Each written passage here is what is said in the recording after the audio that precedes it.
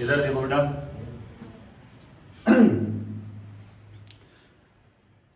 सभी बच्चे ध्यान देंगे। देखो इधर नया यूनिट स्टार्ट हो रहा है बेटा अपना, इसका नाम है haloalkane haloarene. Haloalkane haloarene के बारे में थोड़ा सा हम पहले बता दें आपको। पहले तो हेलो वर्ड कब आता है, हेलो शब्द का यूज तब होता है जब किसी से एक्स समूह जुड़ा हुआ हो, एक्स ग्रुप जुड़ा हुआ हो। सर ये एक्स ग्रुप क्या होता, मतलब हेलोजन के कोई भी एलिमेंट जुड़ा हुआ हो। जैसे मान लो फ्लोरीन, क्लोरीन, ब्रोमीन, आयोडीन। अगर इस तरह के आपका ये सभी हेलोजन है और इसको एक्स से हम रिप्रेजेंट करते हैं, क्लियर। तो ये एक्स अगर जुड़ा हुआ है मतलब ये हेलोजन किसी भी कार्बनिक कंपाउंड में है तो वो आपके हेलो एल्किन और हेलो एरीन में आ जाएंगे, ठीक है। किसी भी कार्बन श्रृंखला से अगर आपका हेलोजन समूह जुड़ा हुआ है तो वो हेलो एरीन और हेलो एल्किन कहलाते हैं, क्लियर। अब अगर बेंजीन से जुड़ा हुआ है तो उसको हेलो एरीन बोलते हैं, और साधारण कार्बन श्रृंखला से जुड़ा हुआ है, ओपन चेन जिसको बोलते हैं, खुली श्रृंखला से जुड़ा हुआ है तो उसको हेलो एल्किन बोलते हैं। अब थोड़ा सा हम इसके बारे में पढ़ लें। सबसे पहले यहां गौर से देखें कि सर आपने कहीं भी एच नहीं लिखा, तो एच क्यों नहीं लिखा उसका कारण समझें। एच हम कभी नहीं लिखेंगे, जब भी आप समझेंगे तो आपको पहले एच बता दे रहा है किससे कितने हैं जुड़े हुए हैं, वो आप निकालोगे कैसे। जैसे मान लो हमने लिखा सी, हमें पता है सी 4 बॉन्ड बनाता है ना। उसके आगे सी लिखा, इसके भी 4 होना चाहिए। उसके आगे हमने एक्स लिख दिया, मतलब कहने का मतलब ये है कि इस अगर यहाँ देखो तो 3 एच दिख रहा है तुमको, एक एच यहाँ, एक एच यहाँ, एक एच यहाँ। तो अगर हम इनको मिटा दें, इनको हमने खत्म कर दिया तो आपको समझ में आ रहा है कितने एच जुड़े थे, 3, क्लियर। ऐसे यहाँ पर कितने एच जुड़े थे, 2, क्योंकि हमें 4 बॉन्ड पूरे करने उसके। कितने बॉन्ड पूरे करने, 4। ऐसे ही मान लें अगर हम ऐसा लिख दें सी सिंगल बॉन्ड सी, ऊपर भी सी, नीचे भी सी, आगे एक्स। इस कार्बन से देखो कोई भी एच नहीं जुड़ेगा क्योंकि इसके 4 बॉन्ड कंप्लीट हो गए। इससे कितने जुड़ेंगे, 3 जुड़ेंगे ना, 1 2 और 1 3। इससे भी 3, इससे भी 3। आ गया समझ में। तो आप कोई बता सकता है जल्दी जल्दी कि किससे कितने हाइड्रोजन जुड़े हैं, जल्दी बताओ। इसमें कितने जुड़े होंगे, 3, इसमें 2, इसमें 2।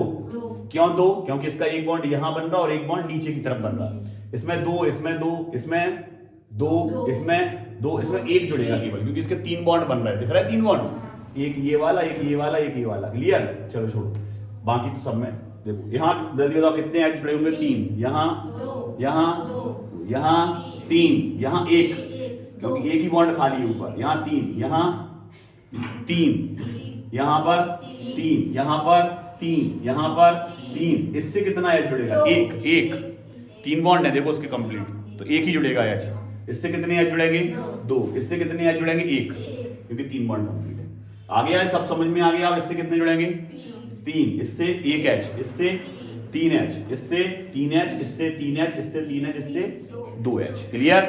आ गया समझ में। अब हम आते हैं अपने टॉपिक पे। इधर देखो बेटा, सबसे पहले अगर हम बात करें इस वाले की तो गौर से देखो, इसमें हेलोजन अलग अलग जुड़े हुए हैं। इसमें एक हेलोजन जुड़ा हुआ है, इसको बोलते हैं मोनो हेलो एल्किन। अब थोड़ा नंबरिंग याद कर लें हम, नंबरिंग क्या होता है सर, उसको नंबरिंग याद कर लें।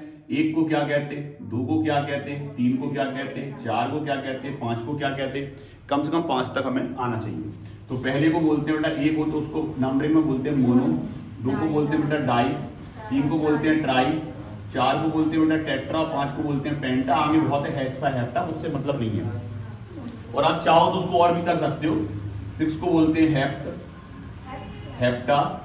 आ गया समझ में। 7 को बोलते हैं सॉरी 6 को बोलते हैं हेक्सा, 6 को बोलते हैं हेक्सा, इसको बोलते हैं हेप्टा। आ गया समझ में। इसके बाद 8 को बोलते हैं ऑक्टा, ठीक है। ये इस तरह से नंबरिंग चलती है, क्लियर। अब हम बात करते हैं, जब ये तो नंबरिंग किसकी हो गई, जो नंबर से हम कैलकुलेट कर रहे हैं। लेकिन जब कार्बन नंबर की बात आती है बेटा, कार्बन नंबर की बात आती है, नंबर ऑफ कार्बन की बात आती है, कार्बन की बात आती है, तो फिर मोनो को बोला जाता है मैथ। एक कार्बन को क्या बोलते हैं हम, मैथ।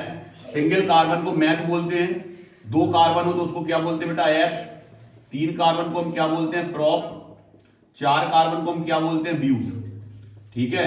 यहां तक आपको याद रखना है, फिर ये चालू हो जाते हैं पेंट, हेक्स, हेप्ट, ऑक्ट। तो बस यहां तक याद रखना है। तो ये नंबरिंग आ गई आपको समझ में सबको। ये आपको कार्बन नंबर समझ में आ गया। मैथ, एथ, प्रॉप, ब्यूट, ऊपर के चेंज है, बाकी पूरे जी चलेंगे सेम टू सेम।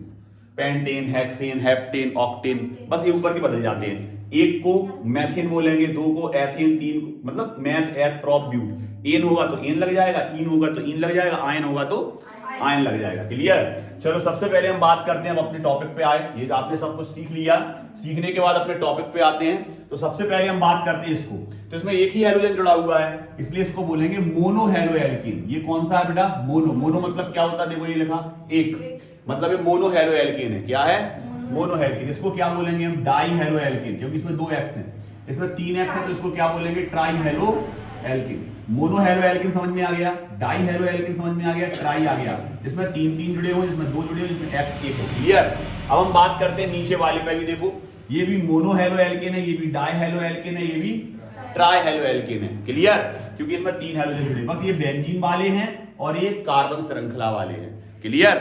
आ गया समझ में? तो अगर ऐसा स्ट्रक्चर बनता है और वो पूछता है किसका स्ट्रक्चर है, कौन सा हैलोजन है, ये कौन सा हैलो एल्केन है, तो आप कह दो ट्राई हैलो एल्केन है। ऊपर वाला डाई हैलो एल्केन, उसके पहले वाला मोनो हैलो एल्केन है। क्लियर? अब हम बात करते हैं नीचे वालों की। ऊपर वाले समझ में आ गए, नीचे वाले समझ में आ गए। बच्चे सबसे ज्यादा कंफ्यूज कहां होते हैं वो हम आपको बिल्कुल क्लियर कर दे रहे हैं, कांच की तरह साफ। इधर देखो, बच्चों को ये लगता है ये मोनो हैलो एल्केन है, तो ये भी मोनो हैलो एल्केन है। बच्चों को ये लगता है यहां एक एक्स जुड़ा, यहां भी एक एक्स जुड़ा, तो ये दोनों मोनो हैलो एल्केन है। लेकिन यहां पर अंतर आ जाता है। क्लियर? यहां पर अंतर क्या आ जाता है? यहां डिग्री चलने लगता है। डिग्री कैसा? समझे आप, ये कार्बन जिससे एक्स जुड़ा हुआ है, अगर इसके आगे एक और कार्बन है, क्लियर, तो ये आपका आर ग्रुप कहलाता है। आर क्या होता है सर? Alkyl group.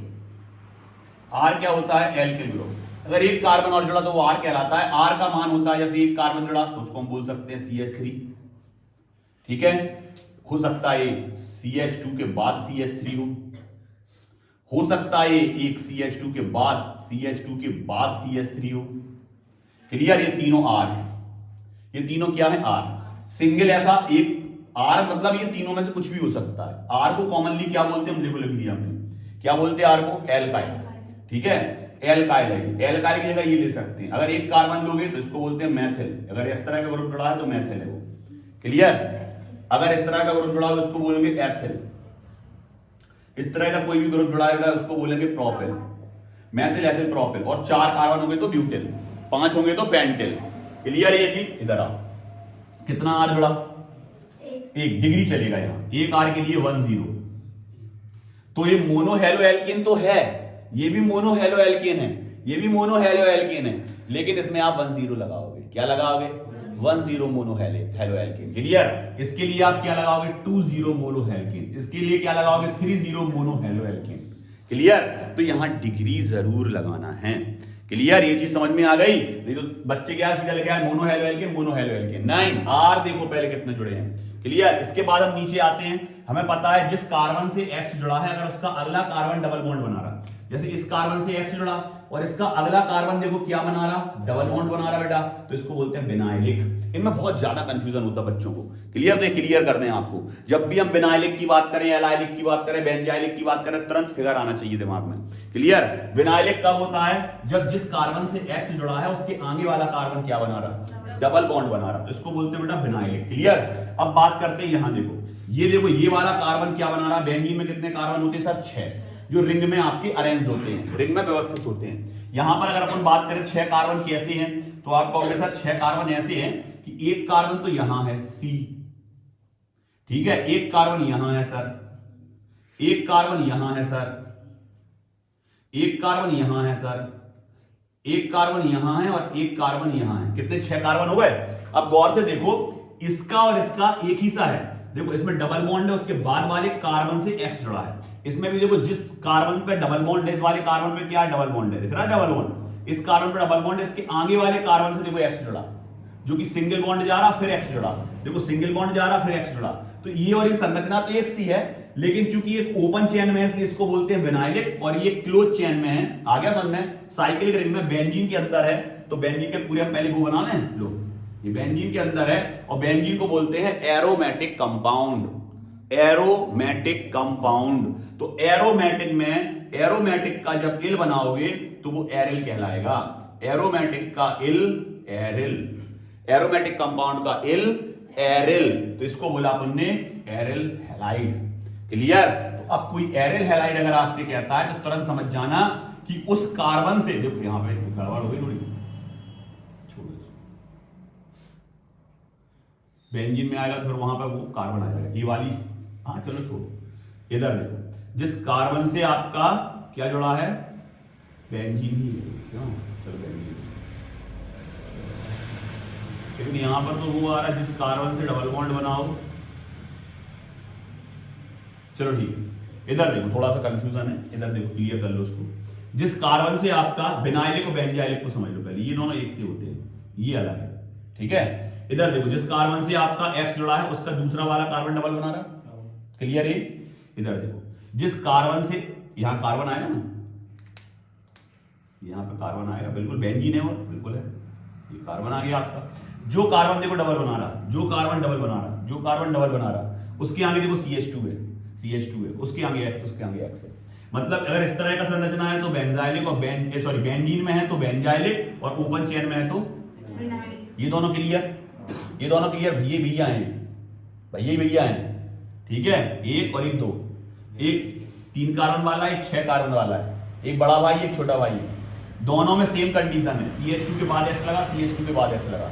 जिस CH2 के आगे कार्बन है वो डबल बना रहा, जिस CH2 के आगे कार्बन है देखो डबल बना रहा कि नहीं, सेम टू सेम चल रहा है। तो ये बिनाइलिक और ये बेंजाइलिक। अब जिस कार्बन पे डबल बन रहा उसी से डायरेक्ट X जुड़ा, उसको बोलते हैं एरिल हैलाइड। उसको क्या बोलते हैं, एरिल हैलाइड। जैसे हमने कहा क्लोरोबेंजीन कौन सा हैलाइड है, समझना, क्लोरोबेंजीन कौन सा हैलाइड है, कौन सा हैलाइड है, क्लोरोबेंजीन कौन सा हैलाइड है, ये क्लोरोबेंजीन है। क्लोरोबेंजीन कौन सा हैलाइड है, तो जिस कार्बन पे डबल बॉन्ड है वही कार्बन Cl बना रहा है, एरिल हैलाइड है वो। कौन सा है, एरिल हैलाइड है। ये चीज समझ में आ गई सबको अच्छे से, ये चीज समझ में आ गई, ठीक है। इसको हटा रहे, इधर आओ। अब इनके हम IUPAC नेम बनाना स्टार्ट करेंगे। ऊपर हमने एक देखो स्टार बना के कुछ लिख दिया है, क्या लिखा हमने लिखा एक हैलाइड वाले बेंजीन के सामान्य और IUPAC नाम एक समान होते हैं। मतलब बेंजीन अगर कोई बना हुआ है तो उसका सामान्य नाम, बेंजीन से कोई एक हैलोजन जुड़ा हुआ, कितना कितना कितना, एक। बेंजीन से अगर एक हैलोजन जुड़ा हुआ है बेटा, तो बेंजीन से अगर एक हैलोजन जुड़ा हुआ है तो उसका IUPAC नाम और सामान्य नाम एक ही होगा। एक बेंजीन, एक हैलोजन के लिए, 2 के लिए नहीं, 3 के लिए नहीं, केवल एक हैलोजन। देखो लिख रहा एक हैलाइड वाले, क्लियर, एक हैलोजन वाले। अब यहां पर अगर हम बात करें सबसे पहले इसका नाम क्या होगा, तो ये आपको याद रखना है, 2 पॉइंट आप याद रखोगे IUPAC नेमिंग के लिए। इसका पहले हम स्क्रीनशॉट खींच दे रहे हैं जिससे पूरी चीजें आपको समझ में आ जाए, नंबरिंग से लेके जहां तक है, फिर हम आपको आगे पढ़ाना स्टार्ट करते हैं, ठीक है। इसका एक हम पहले हम इसका एक फोटो खींच दे रहे हैं।